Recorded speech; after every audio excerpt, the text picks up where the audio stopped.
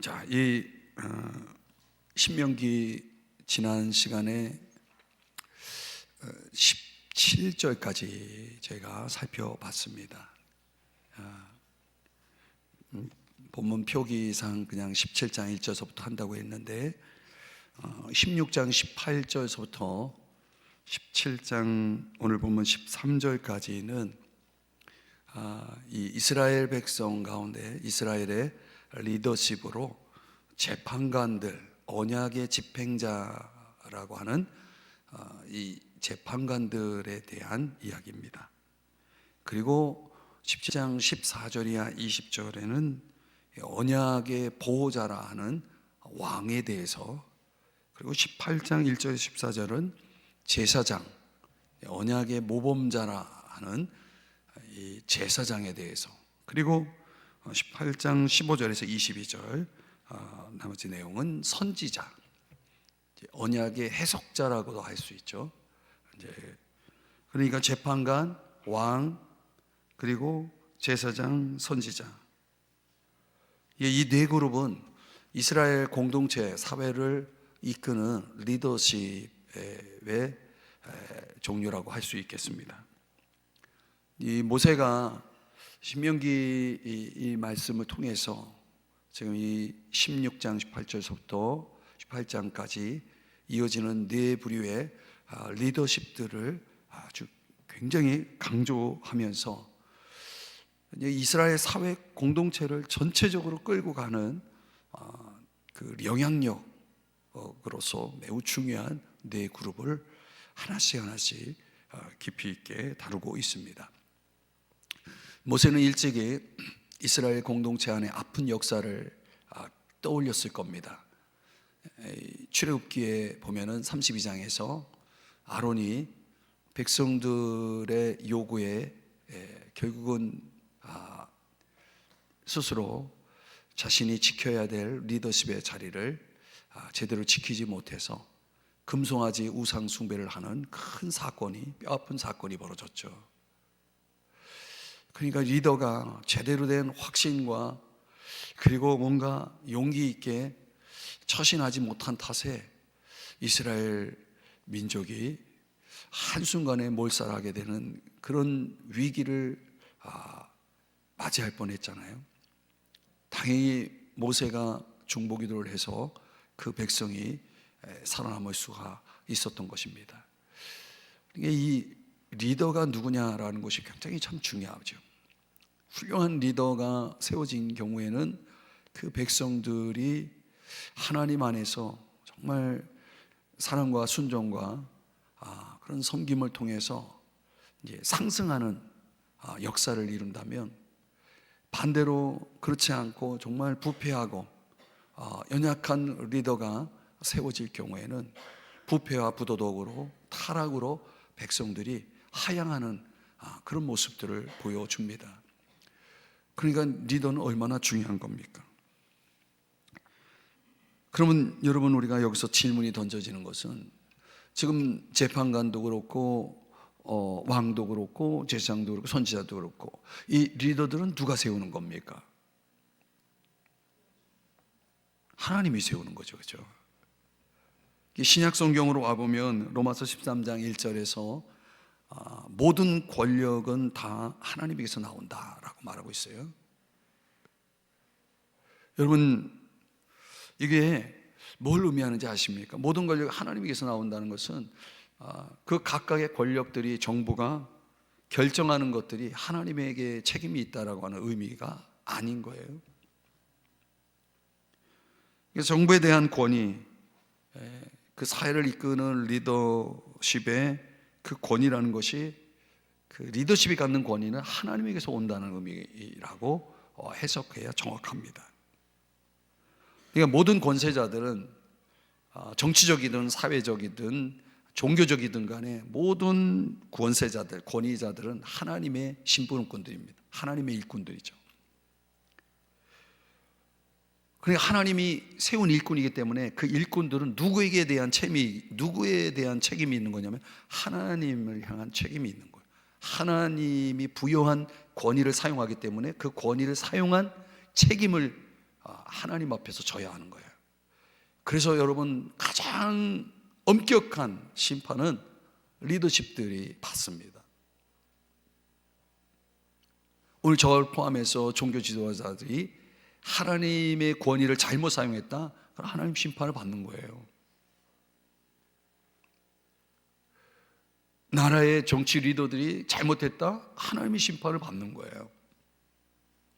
그래서 고린도전서 14장 40절에 뭐라고 하냐면, 이 권위자들이 이걸 기억해야 돼요. 모든 일을 적절하게 하고 질서 있게 해야 된다. 그 공동체라고 하는 것이 이 하나님의 권위 아래서 하나님이 부여하신 권세를 가지고 하나님의 법에 따라서 움직여 갈 때에 적절성과 질서가 따라와야 된다는 거예요. 그럼 우리 사회가, 우리 대한민국이 지금 겪고 있는 이 정치적인 혼동, 사회적인 정말 이 혼란이 언제까지 될지 참 심히 걱정이 되고, 근데 여러분, 믿는 사람이든 믿지 않는 사람이든, 믿지 않는 사람은 그렇다 치고 믿는 사람들이 뭔가 잘못하고 있어요. 있는 사람들이 하나님 앞에 명령을 받았다는 걸 기억을 하셔야 됩니다. 하나님의 명령이 뭐냐? 디모데전서 2장 2절인데 세 번역으로 한번 우리 자막의 내용을 가지고 한번 같이 읽어보겠습니다. 시작. 모든 사람을 위해서도 기도하십시오. 그것은 우리가 경건하고 품위 있게 조용하고 평화로운 생활을 하기 위함입니다. 이제 바울이 당시 로마 제국, 로마 정부를 위해서, 왕들과 높은 지위에 있는 자들을 위해서 기도하라고 그랬어요. 이게 피지배자로서, 피지배국의 입장에서 볼 때 엄청난 말씀이거든요. 근데 왜 이렇게 해야 되느냐? 우리 신앙을 위해서 우리가 경건하고 품위 있게 조용하고 평화로운 생활을 하기 위해서는 나라가 안정되어야 된다는 거예요. 정부가 안정되어야 된다는 거예요. 이제 나라가 혼탁하니까 지금 얼마나 우리가 어려움이 많습니까? 근데 우리 믿는 사람들이 잘못하는 건 뭐냐면, 제가 잘못했다는 건 뭐냐면, 하나님이 우리에게 주신 명령은 기도하라고 그랬지 비판하라고 그러지 않았거든요.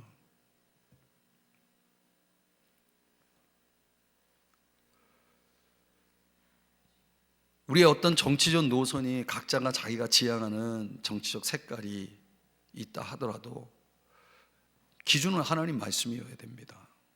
그러니까 하나님 말씀대로 살아야 돼요. 하나님 말씀이 기도하라고 하면 기도해야 되는데, 기도는 안 하고 비판만 하면 뭐합니까? 하나님의 뜻대로 처신하는 게 아니죠. 그래서 제가 누누이 얘기를 하거든요. 저는 어떤 정치적인 지금 어떤 입장에서 지금 말씀드리는 게 아니에요. 성경적으로 말씀드리는 거예요. 우리 믿는 사람들이 지금 기도해야 될 때거든요.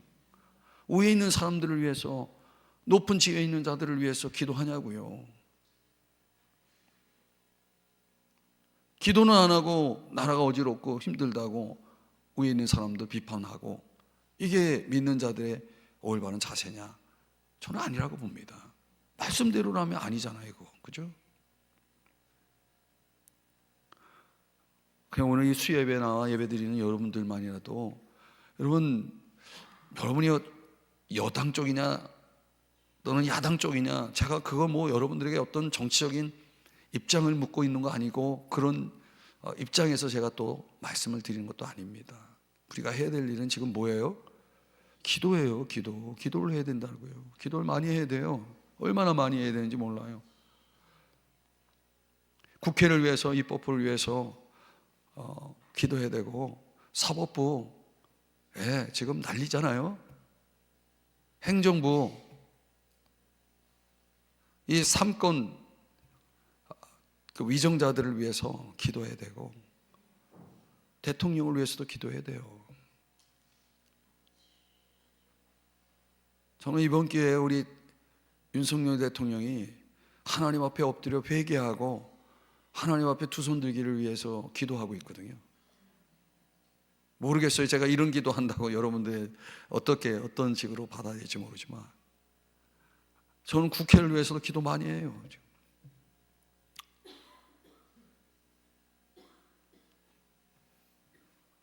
지금 하나님이 세운 재판관을 이야기하기 전에 우리가 아주 기본적인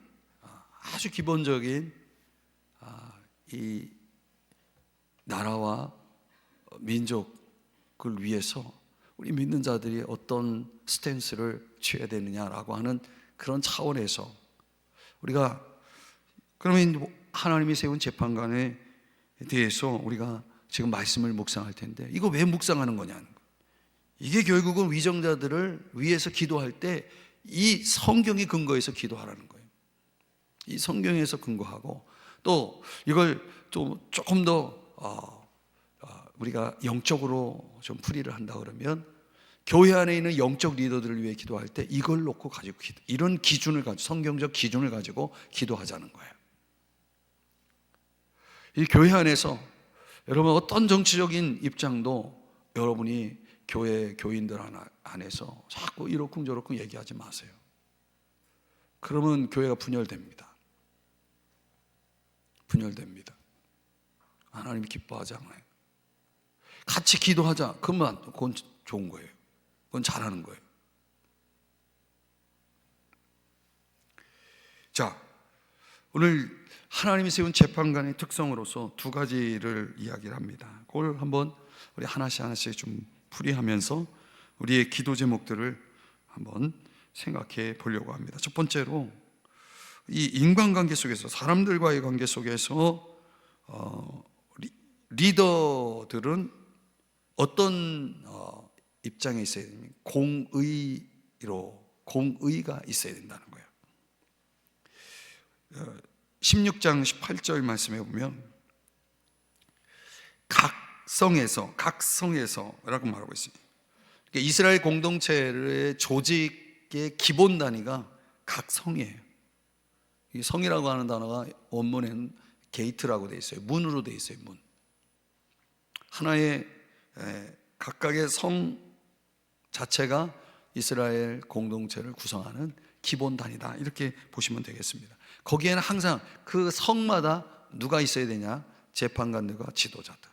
이 뒤에 따르는 지도자들은 재판관들을 보좌하는 어떤 공식적인 내용을 기록하거나 보관하고 재판관들에게 조언을 하는 입장에 있는 그런 수행비서와 같은 사람들을 가리킵니다.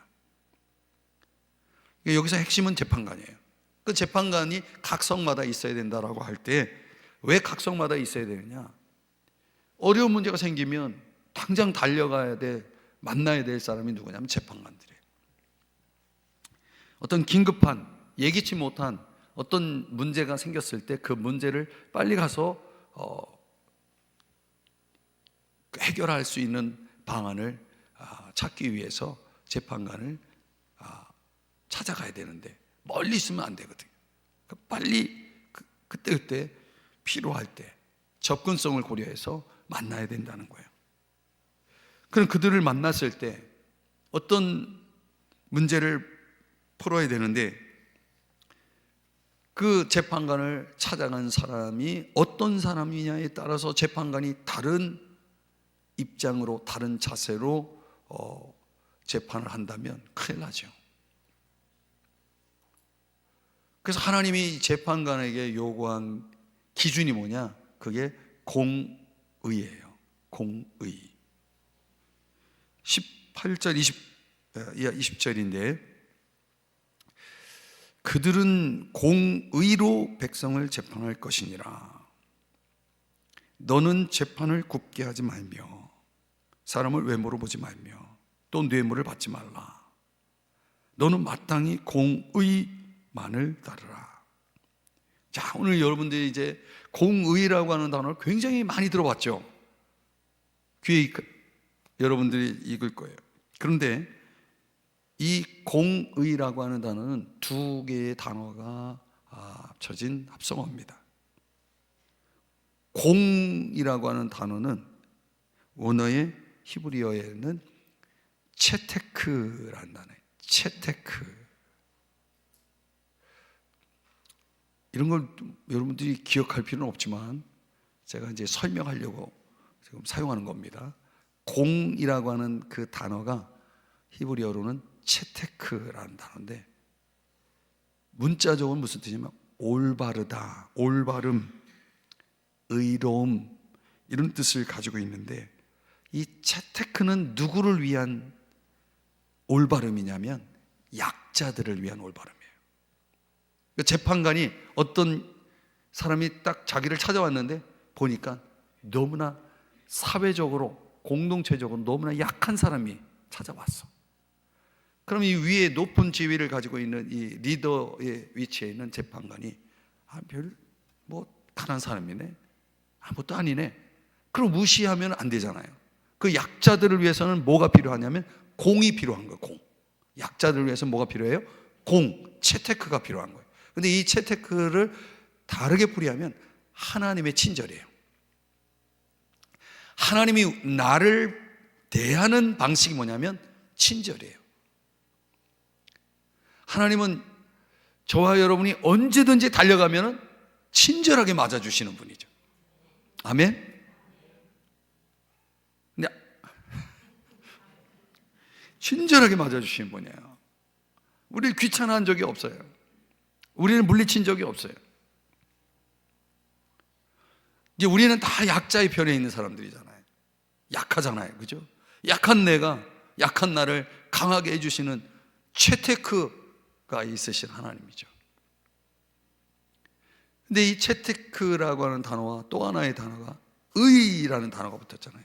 이게 미시파트라는 단어예요. 히브리어는 미시파트.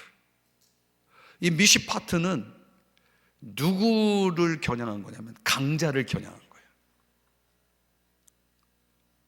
그러니까 하나님이 강자를 대할 때는 미시파트로 대하시는 거예요.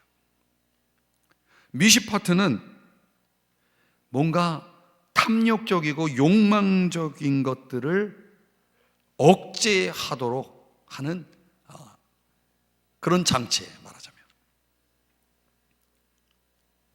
그럼 강한 사람이 막 약한 사람들 거 막 빼앗잖아요. 그럼 그걸 못하게 하는 게 미시파트예요. 약자들에게는 친절하게 그들의 필요를 위해서 섬기는 차원에서의 채테크가 필요하고, 강한 사람들한테는 힘을 마음대로 자기 임의대로 욕심대로 쓰지 못하도록 견제하는 역할이 미시파트예요. 그 재판관은 강자냐 약자냐에 따라서 채테크로 대할지 미시파트로 대할지를 결정하는 거예요. 이게 참 엄청난 단어입니다. 그 중요한 이 두 가지의 단어의 의미를 잘 보여준 사건이 하나 성경에 기록되는데, 열왕기 하 8장 6절에 가보면요, 여기 왕이 그 여인에게 물음에, 이 여인은 수넴 여인이라고 들어보셨죠? 수넴 여인. 수넴 여인이 기근으로 인해서 잠시 고향을 떠나 있다가 고향으로 다시 돌아와 보니까 땅이고 집이고 모두 다 다른 사람이 가져가 버린 거예요. 집을 비워놓은 사이에 집이고 땅이고 뭐고 다른 강자가 그걸 가져버린 거예요. 그 수넴 여인이 내가 사실은 이러저러 해가지고 이렇게 돼서 이렇게 왔는데 지금 저 강자가 내 땅과 집을 다 차지했습니다, 설명을 해요. 그래서 여기 이렇게 얘기하죠. 왕이 그를 위하여, 요게 채테크예요, 한 관리를 임명하여 이르되 이 여인에게 속한 모든 것과 이 땅에서 떠날 때부터 이제까지 그의 밭에 소출을 완전히 100% 돌려주라고 얘기해요. 다 돌려주라. 이게 미시파트예요. 강자에게는 다 돌려줘라. 여인에게 속한 것, 그리고 이 모든 것들을 다 여인에게 돌아갈 수 있게 한 것이 바로 채테크였던 거죠. 여러분, 우리가 사람들을 대할 때 반대로 대할 수가 있어요. 약자에게는 강하고 강자에게는 약하고, 그런 사람들 많죠. 그러지 말라는 거예요. 우리에게는 재테크도 필요하고 미시파트도 필요한 거예요. 이 형평적 판결을 위해서는 이 두 가지를 겸비해야 된다라고 말하고 있어요. 19절 말씀에 가보면은 굽게 하지 말며 그랬어요. 재판을 굽게 하지 말라, 뇌물을 받지 말라. 20절에 마땅히 공의만을 따르라. 이 모든 게 다 무엇과 연결되냐면 하나님의 성품과 연결되어 있어요. 하나님의 성품. 하나님의 성품은요, 말하자면 강자든 약자든 편애하지 않는다는 거예요. 우리 믿는 사람들이 사람을 편애할 수 있죠. 나랑 가까운 사람들한테는 너무나 마음이 넓어, 너무나 관용적이죠. 그 당시에도 법적 지위를 이용해 가지고 나랑 친하다 그러면 막 혜택을 주는 거예요. 법을 바꿔서라도 적용을 달리하는 거죠. 오늘날 사법부에서 그런 일들이 벌어진다 그러면 뭐가 없는 거예요? 네, 미시파트가 없는 거죠. 8세기 선지자들이 종종 그런 관행에 대해서 이제 비판을 하게 되는데, 이사야 1장 23절에 이렇게 말씀합니다. 네 고관들은 패역하여 도둑과 짝하며 다 뇌물을 사랑하며 예물을 구하며 고아를 위하여 신원하지 아니하며 과부의 송사를 수리하지 아니하는도다.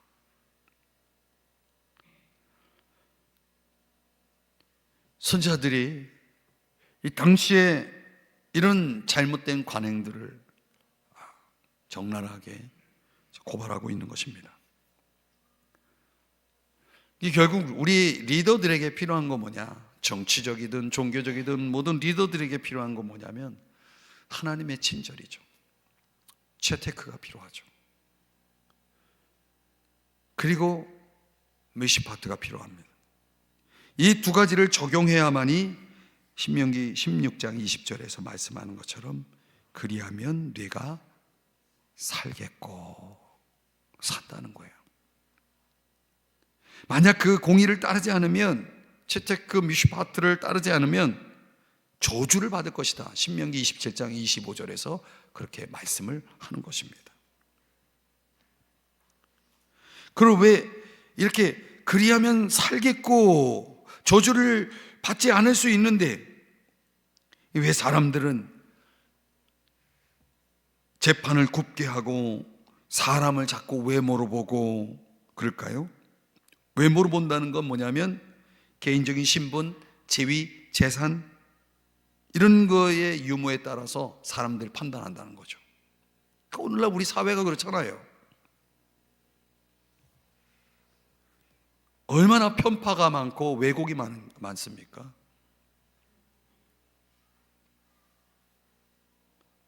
그러니까 여기 19절의 말씀에 보면은 뇌물은 지혜자의 눈을 어둡게 하고, 눈이 어둡다는 것은 눈이 먼다는 거거든요.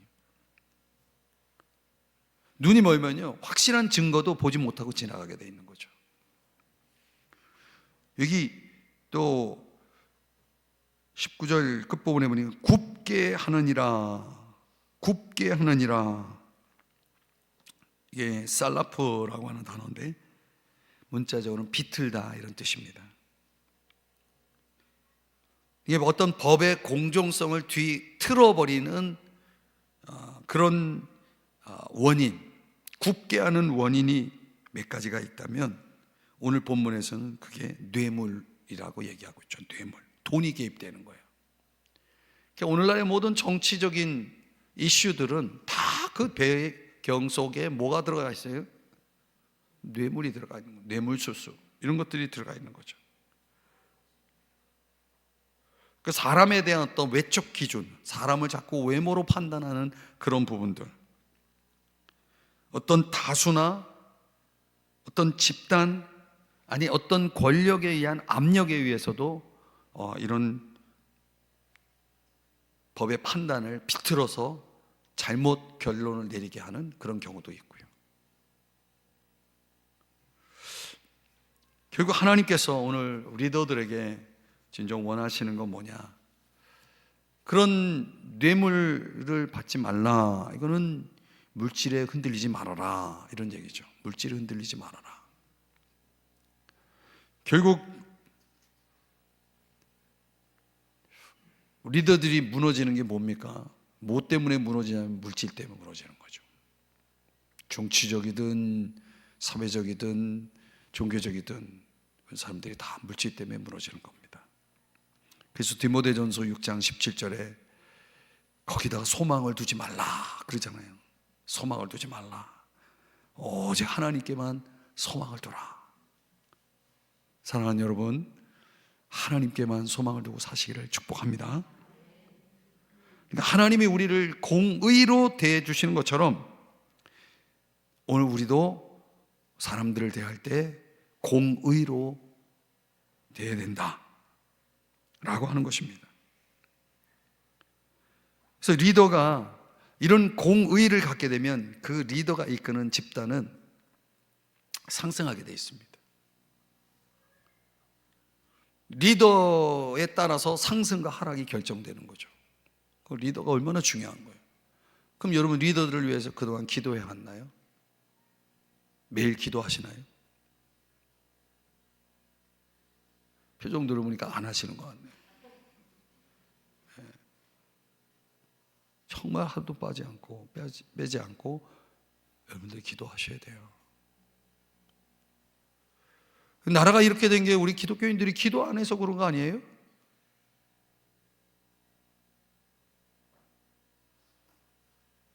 너무 지나친 판단이라고 생각합니까?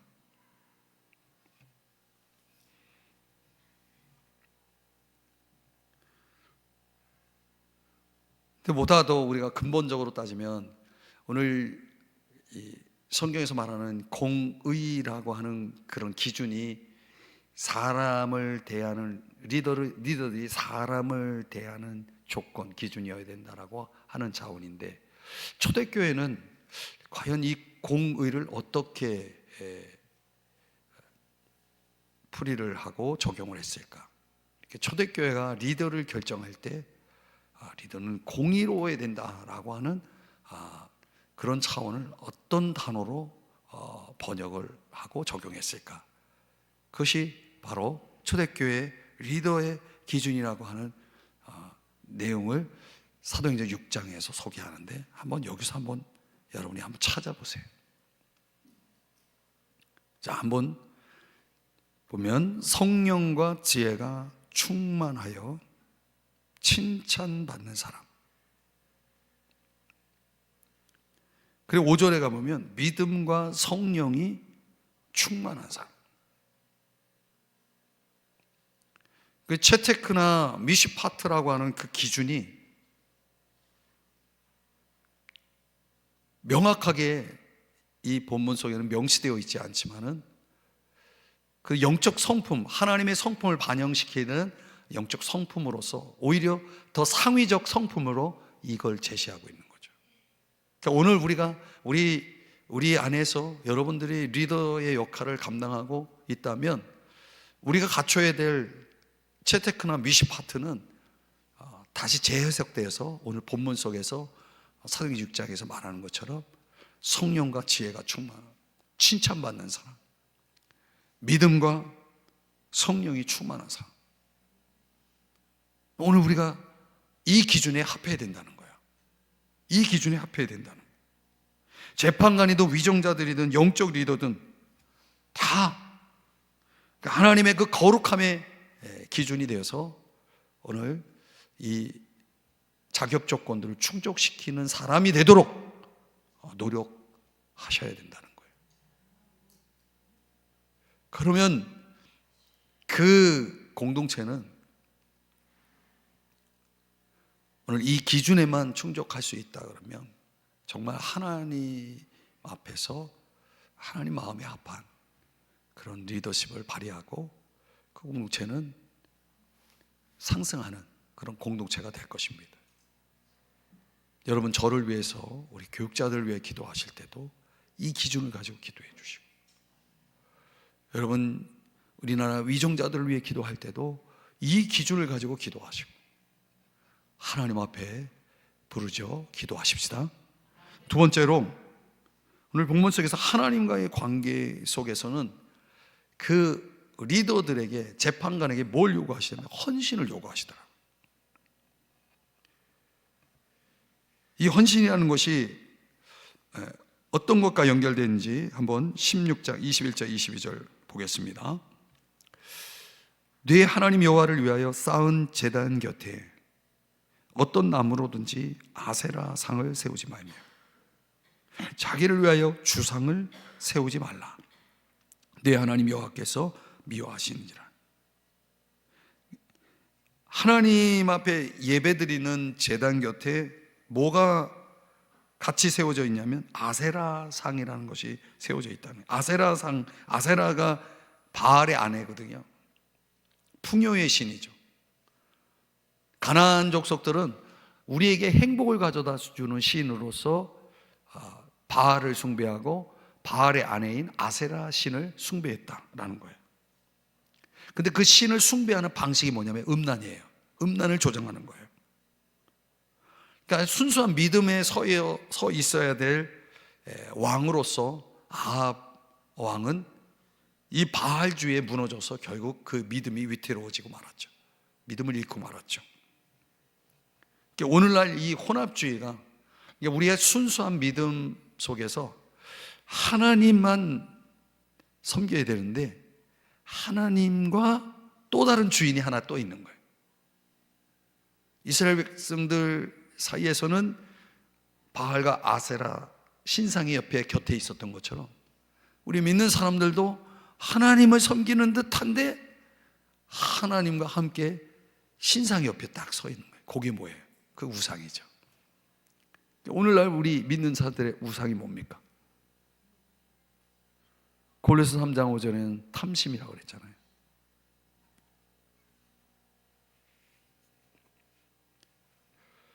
이런 것들이 우리의 삶에서 어떻게 나타나는지 신명기 17장 1절, 우리가 아까 읽었던 말씀인데 예배 속에 나타나요. 내가 섬기는 신이 누군지를 예배 속에서 나타나요. 그러니까 하나님을 섬기는 자와 하나님 곁에다가 아세라상, 바알 신상을 곁에 두고 있는 자, 어떤 차이가 나타나냐면 이렇게 하는 사람들이 나오는 거예요. 흠이나 악질이 있는 소와 양은 아무것도 내 하나님 여호와께 드리지 말지. 예배자가 드리는 제물은 예배자와 동일시되죠. 그래서 가인과 제물은 받지 않고 아벨과 제물은 함께 받았다. 창세기 14장에서 나오는 것처럼 그 사람이 드리는 제물만 하나님 받으신 게 아니라 그 사람이 어떤 사람에 따라서 그 사람이 받고 그가 드리는 제물도 받았다는 거예요. 그런데 하나님이 딱 보시니까 예배자 제물이 동일시인데 제물이 흠이나 악질이 있는 것을 드리는 거예요. 그러면 하나님이 보실 때 제물이 하나님이 받으실 수 없는 제물이 되는 거예요.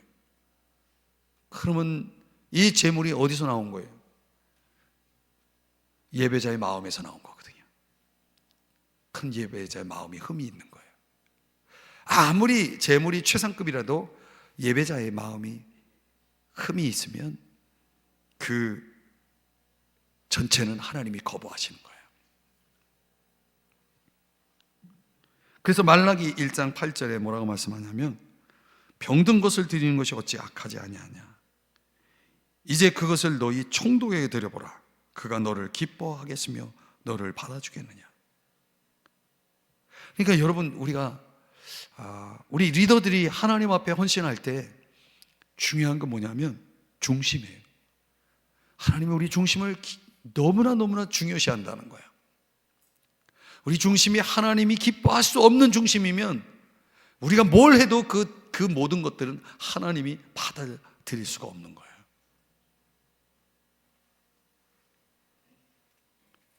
그러니까 우리 중심 속에 마치 하나님을 위해서 만든 제단 곁에 아세라 신상이 딱 놓여 있는 것처럼 우리 마음이 두 마음이 되어 있는 상태에서는 하나님 앞에 드리는 어떤 제물도 봉사도 사실상 하나님이 노하시는 거죠.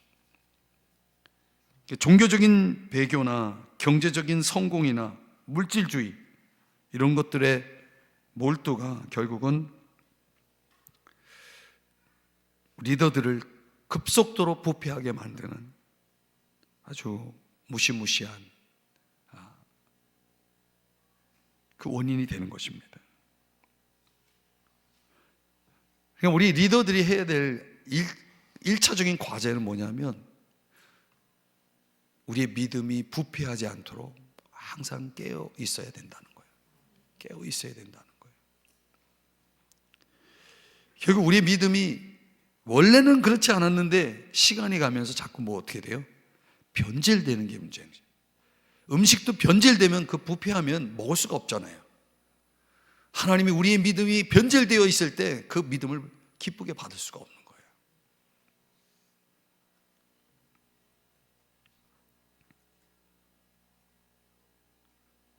그래서 어떤 것들이 옳으냐 그르냐라고 하는 것을 판단해낼 때 신명기 17장 8절, 9절, 12절에서 보면은 여기 이런 표현이 나오죠. 서로 간에 고소하여 네가 판결하기 어려운 일이 생기거든. 그러니까 살다 보면은 정말 이 옳고 그름을 분명하게 분별해내기 어려운 그런 문제들이 참 많잖아요. 그럴 때 객관적인 장치가 필요한데 그 객관적인 장치가 뭐냐면 영적 리더예요. 레위 사람 제사장이나 당시 재판장에게 가서 물어라. 당시의 재판장들은 이런 사안을 처리하는데도 역할을 했던 것 같아요. 그러니까 판결하기 어려운 내 능력 밖의 문제들에 대해서 스스로 판단 내리지 말고 가서 자문을 구하라는 거죠. 영적 리더십의 필요를 말씀해 주고 있는 거죠. 그러니까 우리가 나의 스스로의 어떤 믿음의 부패를 막기 위해서 내가 깨어 있어야 된가 동시에 우리에게 뭐가 필요하다는 겁니까? 분별력이 필요하다는 거죠. 영적 분별력. 영적 분별력은 스스로 나 스스로가 판단 내리는 그런 차원이 아니라 객관적인 판단 장치가 필요하다는 거예요. 그럼 여러분 스스로를 판단하는 것이 아니라 객관적인 판단에 의해서 여러분들이 분별할 수 있어야 된다는 것을 말하는 거죠. 그럼 많은 리더들이요 착각하는 게 뭐냐면 항상 자기는 잘하고 있다고 생각하는 거예요.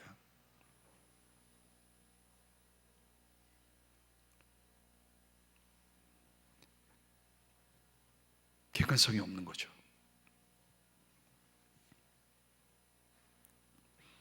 지혜자는요 올바른 안목을 가지고 있어요. 지혜자의 눈, 올바른 안목. 그 올바른 안목은 뭐냐면 항상 우리가 이 땅에서의 삶으로 우리의 삶이 끝나지 않는다는 거 항상 생각해야 돼요. 저 너머에 우리의 내세의 삶이, 영원한 삶이 기다리고 있다. 영혼의 관점이 필요한 거죠. 결국 우리가 이 땅에서 내가 정말 옳았냐 아니냐라고 하는 것은 우리가 판단 유보해야 돼.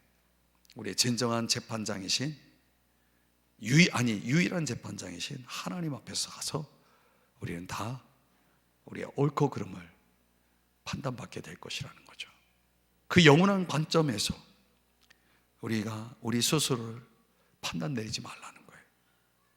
내가 잘하고 있다? 아니다? 아니에요. 그렇게 하지 말라는 거죠. 다만 오늘 우리가 해야 될 이 땅에서 우리의 자세는 뭡니까? 사람 앞에서는 공의가 있어야 된다는 거예요. 하나님의 성품을 반영한 공의가 있어서 약한 자들에게는 하나님의 그 끌어안으심과 같은 친절함으로 그들을 위해 봉사하고, 강한 자라면 강한 자일수록 더 자기의 욕망적인 것들을 절제하고 제어하면서 정말 형평성 있는 그런 판단 아래서 살아야 된다는 것. 미시파트, 그런 공의로움을 가지고 살아야 된다는 것과 하나님과의 관계 속에서는 항상 깨어있음과 함께 분별이라고 하는 걸 통한 헌신이 요구된다라는 거죠. 오늘 이 시간에 우리 함께 기도하는 시간을 갖겠습니다.